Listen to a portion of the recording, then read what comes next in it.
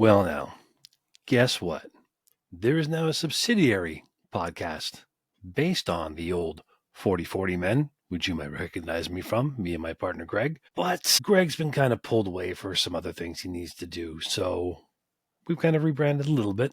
I am still part of the 40/40 Men. My name is Jeff Morton, and what you're going to find here is something I'm going to call Blustery and Blue Jays, because the bluster is going to come from me, because I'm one of those guys who is sick and bloody tired of people constantly complaining about this Blue Jays team. And over the weeks and the months, I'm going to discuss optimistic things. I will discuss things that I think are not optimistic. Most of all, I want us all to be on the same page with how these Jays are actually doing. So, without further ado, welcome to Bluster and Blue Jays. So, what shall we talk about? Well, today is the first day of spring training. Oh, my dear Lord, what is it? Thursday, February the 13th, and I record this at a ridiculously late time that I never thought I would, but it is the 13th, and it's a Thursday. Thank God it's not Friday. So we are going to discuss the Jays in no uncertain terms, and what are we going to discuss? Well, let's see. We're going to discuss the lineup. We're going to discuss the pitching staff. We're going to discuss the infielders and the outfielders. It's going to be a general, how are we doing as of today? So this is how we're doing.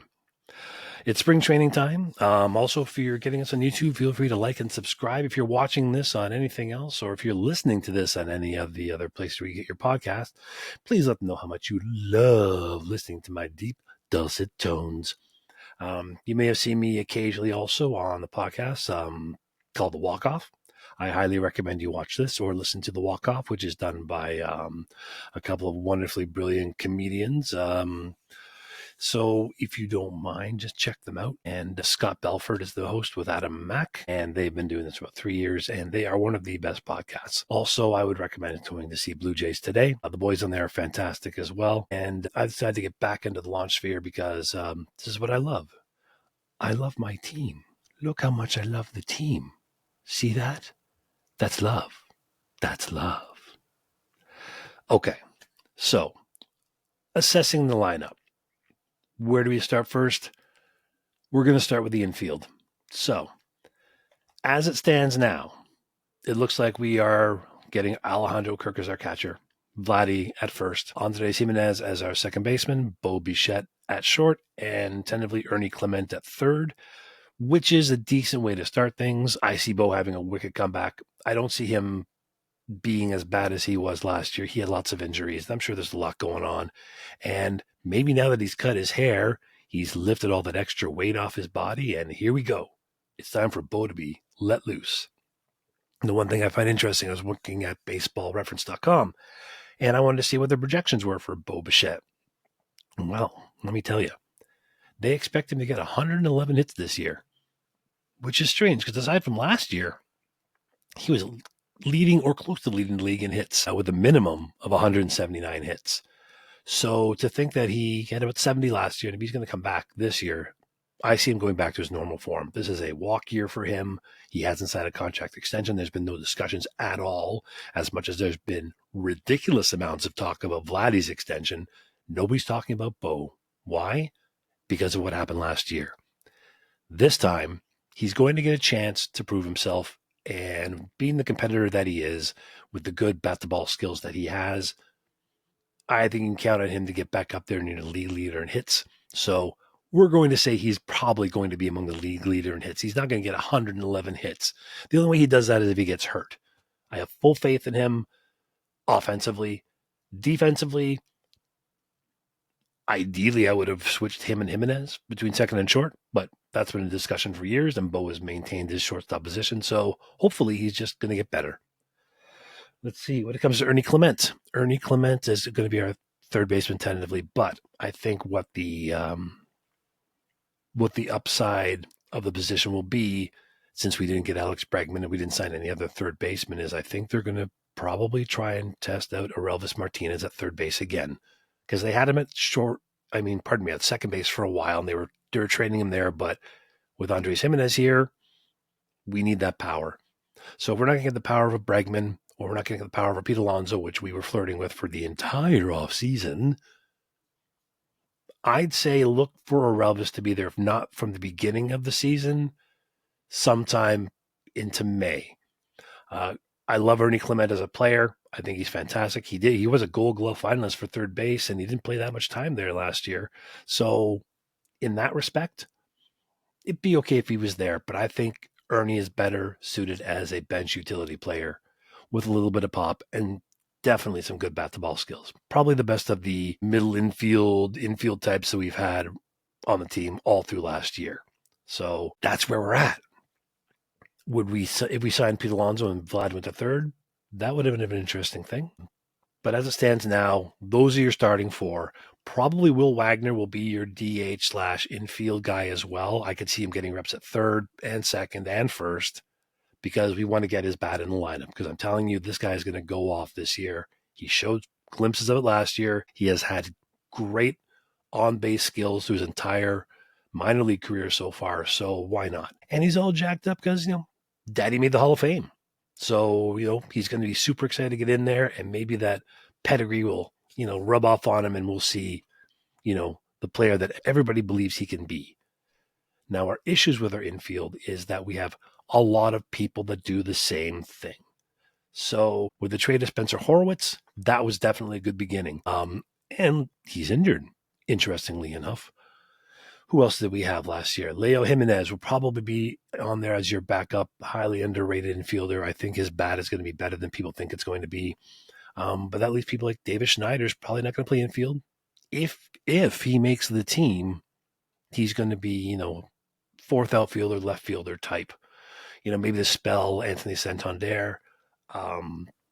But I think you may be seeing the beginnings of the outs. Unless he has a really good season or really good spring training, I don't think you're going to see him. And it's unfortunate, but it's the way it is. So, that being said, where are we going to be for the outfielders? Now, this one is what I find interesting because we have the albatross in right, which is George Springer. I love Springer's attitude. I love Springer's defense. I love the way he brings a team together.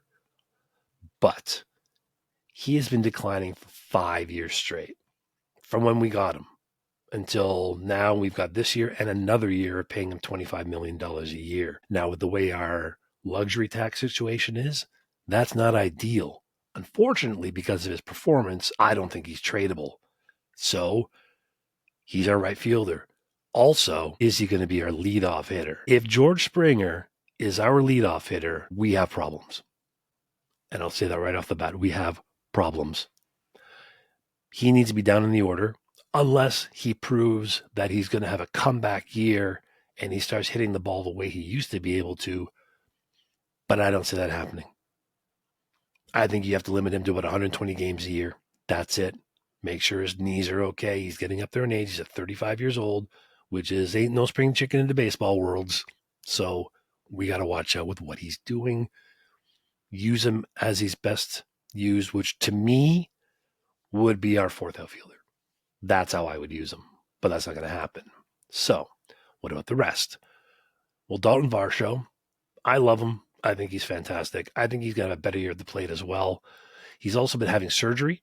So with the surgery, he's not going to be ready for the beginning of the season, which means somebody else is going to take over that spot. But we'll say generally for the year, you're going to have yourself Dalton Varsho in center, Springer in right, and Anthony Santander, the big pickup we got this offseason, to be in left field.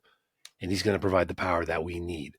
And he's also better suited for left field because he's not the best fielder in the world. He was playing right, and he does make some decent plays here and there, but he's not the best defensive fielder. And left field is probably the most ideal place to put him. So thank goodness we have him there.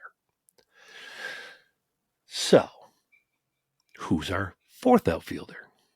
Well, we have a lot of choices. Now, if I go back to Baseball Reference, just give me a moment here while I go check on who we can possibly lay in there. I have our 40-man roster up here somewhere.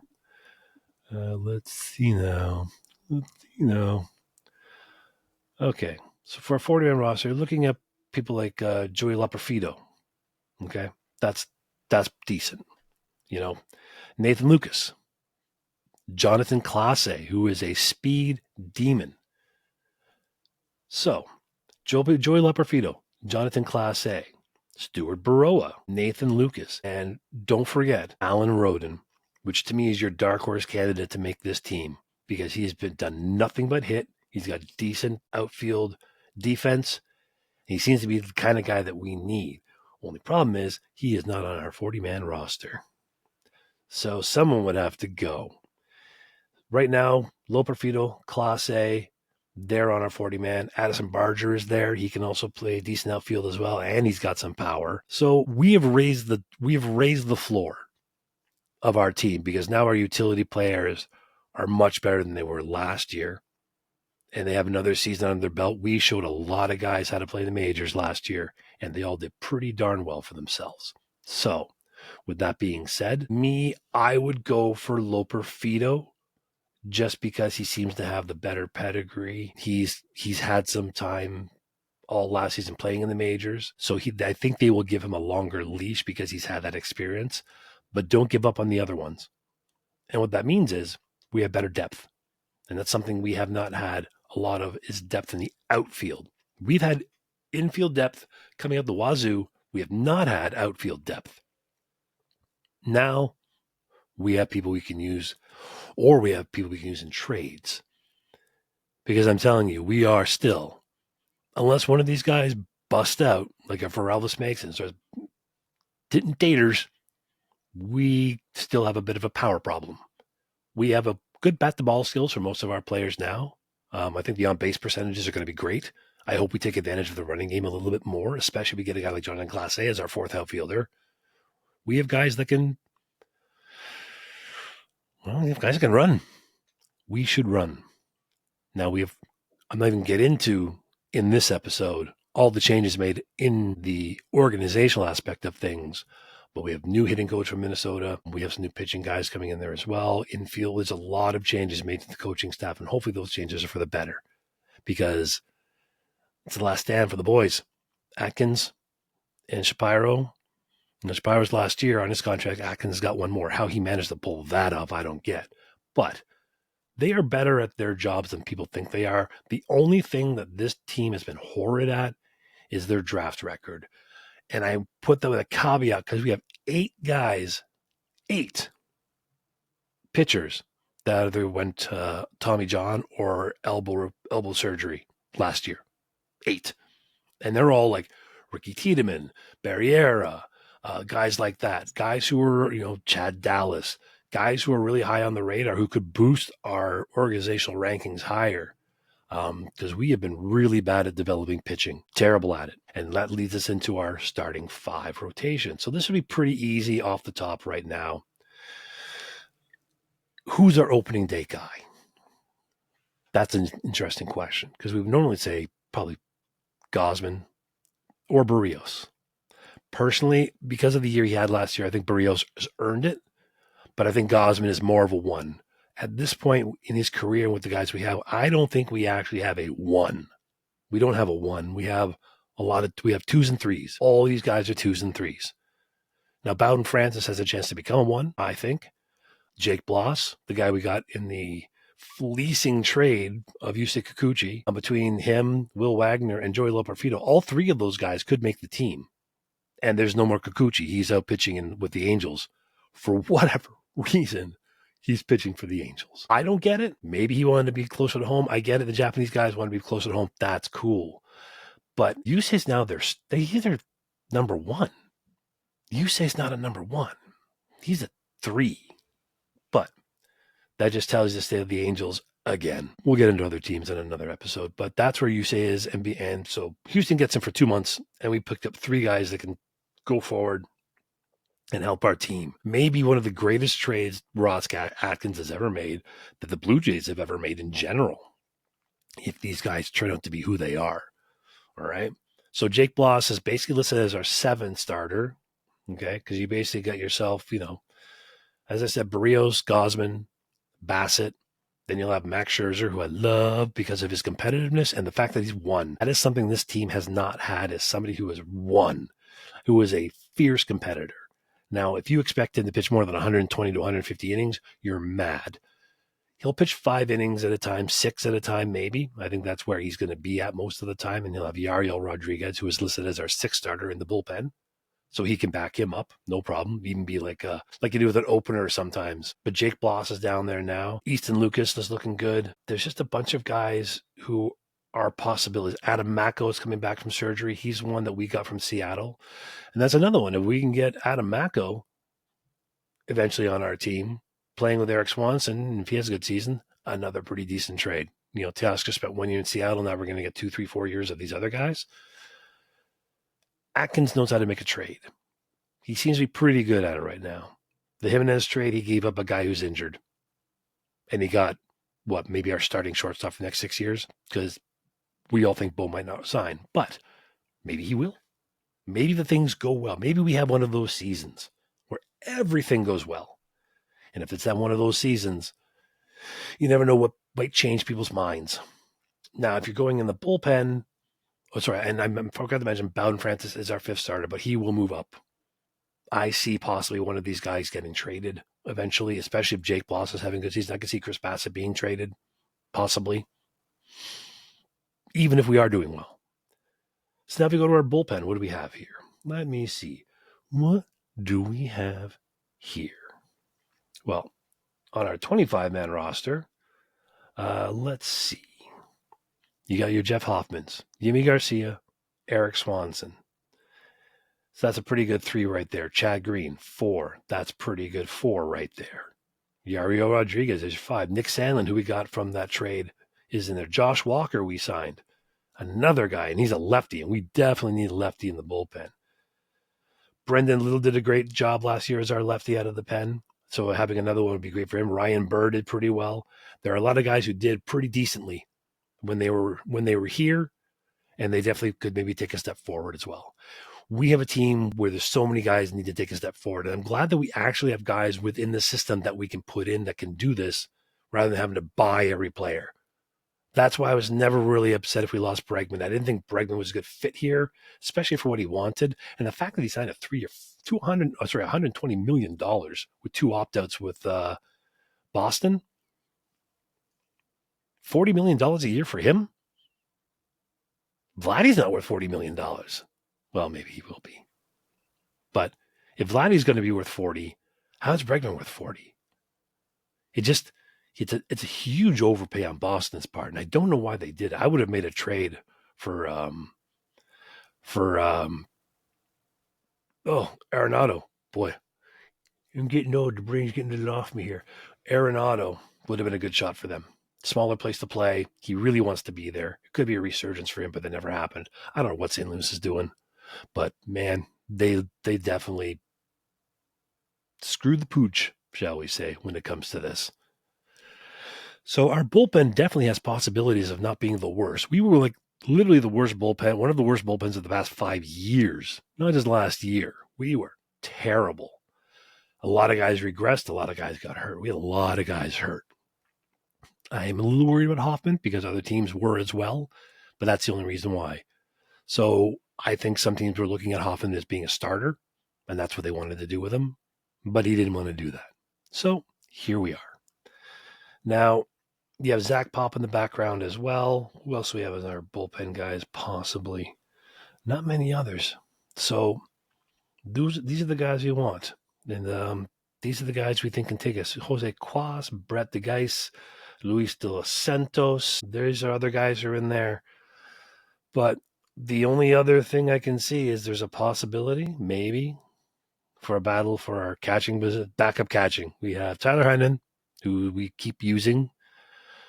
I don't know why. Christian Bethencourt is in on spring training, like a non-roster invitee type deal. So he could possibly take over. I just don't like Heineman. I just don't. I just think he's slow. He's okay. But I've heard I've been reading Alejandro Kirk is in better shape than he's ever been, which is something that I've been stressing about for years. Because even though he's built like Kirby Puckett, he couldn't play like Kirby Puckett. He just was slow. Everything was slow. When you have that much extra weight, and trust me, I personally know this, things move slower. They just do. your legs, your arms, whatever it is, you're slower. So if he can quicken himself, and with his amazing elite bat to ball skills, if he can make his bat quicker, that's another bat in the lineup that's looking good for us. So, I mean, the bats that I think that can help us, Bo, Vlad, Elvis, Santander, obviously, Alejandro Kirk, obviously. And from there is just, the guys at the bottom of the, they'll be at the bottom of the lineup, like Varsho and those guys, and Jimenez, because they're more defense than offense, but they can still contribute. And if Andres Jimenez can come back to the player he was a couple of years ago with his bat, then it's going to be another steal of a trade. So I understand people not liking Ross and Shapiro because of the way they act. I've never seen Shapiro seems to have some semblance of emotion to him. Ross Atkins is like a robot. It's like we have our own AI general manager. And the way he goes about determining things with his analytics, maybe he is. He could be the first AI robot general manager. We don't even know it. Maybe. That being said, so that covers our infield and our outfield and our pitching. So what do I think is going to happen with the Jays this year? What do I think is going to happen? Well, a lot of places are picking them to be around 500. Okay, so yeah, that's definitely a possibility. Could be 500. I can see them being higher than that. It's going to be a tough division again because Tampa's getting all their pitching back. Boston signed a few good guys and they need a rotation help and they got them and their bats are already pretty good. Baltimore has got the bats. Their question is going to be about their pitching. How they did not sign someone significant to replace Corbin Burns blows my mind. They're in trouble just because of their pitching. Now, Felix Bautista is going to be given back for their bullpen, so he's going to make that stronger for them. So who knows? But with a lot of kids that they've got, there's a lot of chance for regression for a lot of their guys. So we'll see. And the Yankees are the Yankees. They always seem to find a way to win. They signed Max Fried. Jazz Chisholm's there for another full year. They signed Paul Goldschmidt, which should be interesting to see how he does, considering he was kind of falling off a bit last year with St. Louis. So we'll see how that goes. It's going to be a competitive division like it always is, but it's not going to be the competitive division. That's, I think, the difference. The competitive division, that's going to be your National League West. Because San Diego just signed Nick Pivetta, so they've got a pretty decent rotation. And also they haven't done much else, but they've got the hitting as well. And San Francisco's always going to be there. They got their guys. Robbie Ray's going to be there for a full year behind Logan Webb. So, it's another Cy Young candidate that's going to be pitching for them. We'll see how that goes. Let's see. What else can I talk to you people about? Now, let's see. We will do a quick thing as a wrap up here. In the state of the team in general.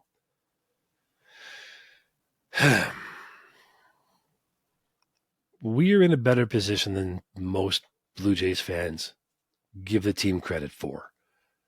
I think a lot of Blue Jays fans are treating the team like they're the Leafs. And they're just boo-hoo, baby, cry, cry, cry, cry. Cry, cry, cry, cry, cry. There are such a bunch of whiny little babies in the Blue Jays fandom. And of course, like everything else, the negative guys are always the ones with the most to say. So I understand where they're coming from. I don't agree with it, but I understand where they're coming from. But I think our team has run much better than the Leafs team has. We have a possibility of doing well this year. And if we are doing well, we can pick up at the deadline. Now, the thing is, even if we re-rock it and we make it to the playoffs, do we keep the current management regime? I don't think they can. It's just too much negativity going on. The ownership needs to be a little more out front, which means we need Ed Rogers to be more like a Steve Cohen or a Steinbrenner or somebody. We need a face to the management, not just the faceless corporation who cuts jobs left, right, and center. And trust me, I know, because a lot of my friends working in those places were cut from those jobs since I used to work in sports broadcasting many years ago. A lot of friends who were working at Rogers got canned because they keep downsizing things out because everything is being run by computers, right? So if you want to give your franchise an actual face, Ed Rogers can be that face, or pick somebody from Rogers to be the one that talks. You know, you don't want to say I'm getting money from Rogers and getting money from Rogers. We are into the second tax threshold. We are almost spending as much as the Mets at this point. You know there's going to be a change. There's no way they are going to keep themselves at that point. But they've made the renovations to the stadium. They gave the players the best spring training complex in baseball. Shapiro came in and did what he was supposed to do. Shapiro came in and changed all of that, the infrastructure of everything, made everything the best it could be. Now the question is there any more he can do? If he's more focused on baseball now, will that mean anything? If he gives or he's going to give Ross Atkins full reign again to just do what needs to be done. I think they have to have a change. They just do. Whether it's internal, you maybe pop up James Click, put him into the GM position. David Bell is now our VP of Baseball Operations. He managed the Reds for 6 years. So we've got other guys coming in that could be replacements for the current regime. There's a lot of good people in there. I know some people have worked for the team in the past. Guys like Keegan Matheson, who writes for MLB.com. He knows the team really well. He speaks highly of the people who work for the team. So, you know, I think we just need to make that change for the sake of making that change. Now, is that enough for now? Yeah. Sorry, I'm just almost running out of things to say here. Because, you know, this is my first time doing this by myself. It's very odd talking about baseball by yourself. And that's why this is just the beginning. There are a lot of plans I have for this podcast. Eventually, I want to make this an alumni-style podcast. What I would like to do, because the Jays are turning 50 years old in 2 seasons, my goal is to interview past alumni about their time with the Blue Jays, and that is something that I'm working hard in trying to do. It is not an easy thing to take care of. Getting a hold of the Alumni Association has been a bit of a work in progress, shall we say. I'm trying many different avenues to get this started, but it's something I think it'd be really interesting for us to do, is to talk to alumni from previous regimes and see what happens and what their time was like in Toronto at that time, especially in the 80s. It was a very interesting time in this city, and watching the team grow under Pat Gillick. So I want people who were born after the World Series to know more about their team and what got them there in the first place and how we can get there again. And there's been so many interesting people in the past. For example, there's a couple that I use all the time. Roy Lee Jackson was a pitcher we had in our bullpen for a couple of years. Amazing singer who sang the national anthem one year. But my favorite weird stat goes back to, I believe it was 1984.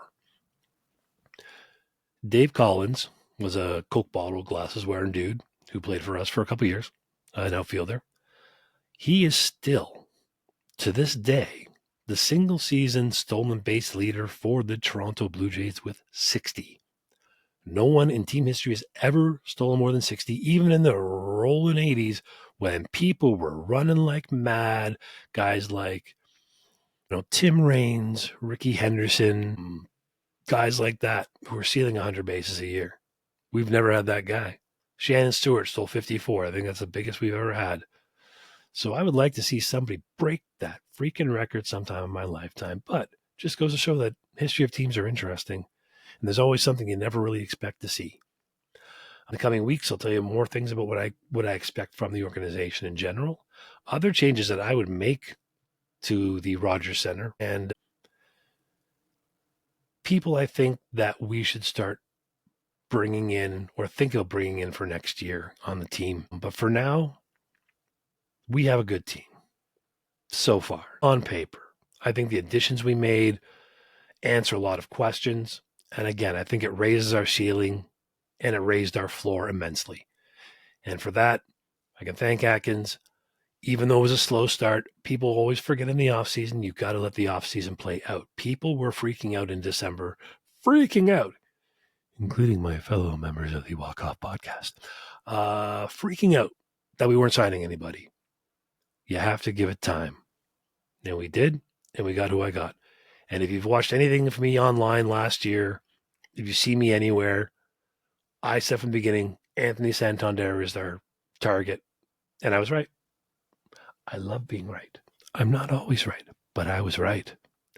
So let's see what are the things I can be right about this year and the many, many things that I will be wrong about this year. If you have any questions, comments, or anything, you can feel free to leave them in the show notes underneath at YouTube. I will be having other places. You can follow me on Instagram at Tallboy Speaks. You can follow me on Blue Sky at Tallboy Speaks. Same thing. I refuse to use X for obvious reasons. So if you ever need to get a hold of me, Instagram or Blue Sky, you can always find me and leave me some questions that you might want to ask. Anything you want to say about me that you don't like or you do like, I'll let it roll off my back. I can always take criticism. Should I shave my beard more? Do I look too old on camera? Do I not know what the hell I'm talking about? Well, the reason I'm doing this is because I think I do know what I'm talking about. And I think that I'm somebody who can give you a good perspective on how things go. So, aside from this darkened room I have here, apparently, I guess I should have recorded this a little more, during the day. But that being said, I'm here. And I will be here once a week to start. Most likely on Sundays, because I want to talk about things after everything is over. So you'll see me drop things to talk about the week that was and the week that's coming up.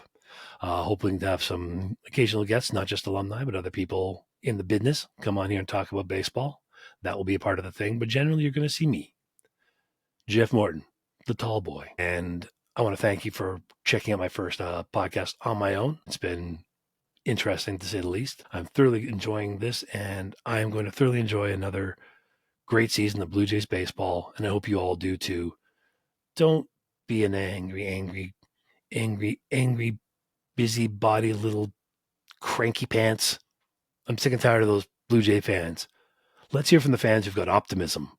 Let's hear from the fans who think that we actually have a chance. That'd be nice once in a while to hear from those people as opposed to the negative Nellies who are out there just constantly bitching and complaining. Can't stand it. Can't stand you. Anyway, thanks for tuning in. Again, feel free to like and subscribe. Comment down below if you're seeing this on YouTube. Let all the places you know that you're downloading this from, whether it be Spotify or Apple or wherever I decided to put this. Let them know you love the program. And let's see if we can start rising up the charts and making this one of the best Blue Jay podcasts we can. This is just episode number 1. Let's see what we can do going from here. I'm Jeff Morton. Thank you for tuning into Bluster Blue Jays, a subsidiary of the 40/40 Men.